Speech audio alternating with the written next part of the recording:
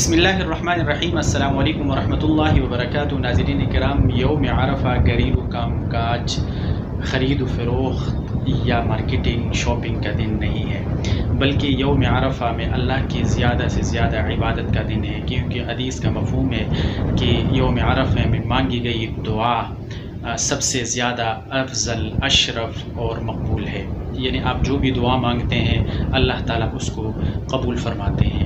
اللہ سے اپنے مشکلات حل کروانے کے لیے گڑ گڑا کر دعائیں مانگنی چاہیے۔ اپنی حاجات پوری کرانے کے لیے اللہ تعالیٰ سے گڑ گڑا کر دعائیں مانگنے کا دن ہے۔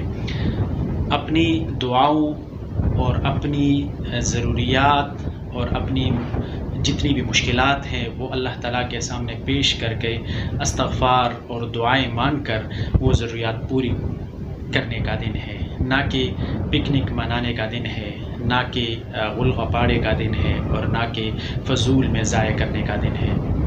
یوم عرفہ بہت بڑی فضیلت رکھتا ہے، بہت زیادہ فضیلت رکھنے والا دن یوم عرفہ ہے، کیونکہ یوم عرفہ کے دن اللہ رب العزت آسمانی دنیا پہ جلوہ افروز ہوتے ہیں اور عرفات کے میدان میں اپنے چہیتے بندوں کے گریہ وزاری اور دست بدعا جو وہ اٹھاتے ہیں اور اللہ سے گڑ گڑا کر دعائیں مانگتے ہیں، اس پہ فخر کرتے ہیں۔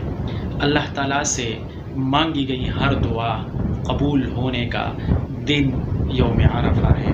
یوم عرفہ میں ہر طرح کے نیک کام کرنے چاہیے اور ہر طرح کی برائی سے اپنے آپ کو محفوظ رکھنا چاہیے۔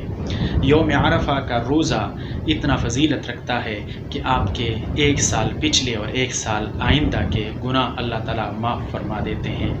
یوم عرفہ میں جو بھی عبادت آپ کرتے ہیں اس کے آپ کو بہت زیادہ ثواب ملتا ہے اور اللہ تعالیٰ اس کو قبولیت بخشتا ہے۔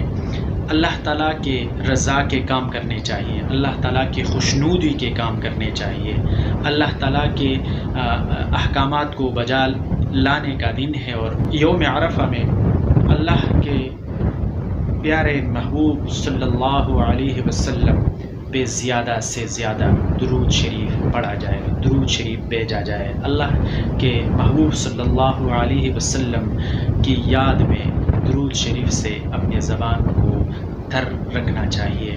اللہم صلی علی سیدنا محمد وعلی آل سیدنا محمد وبارک وسلم۔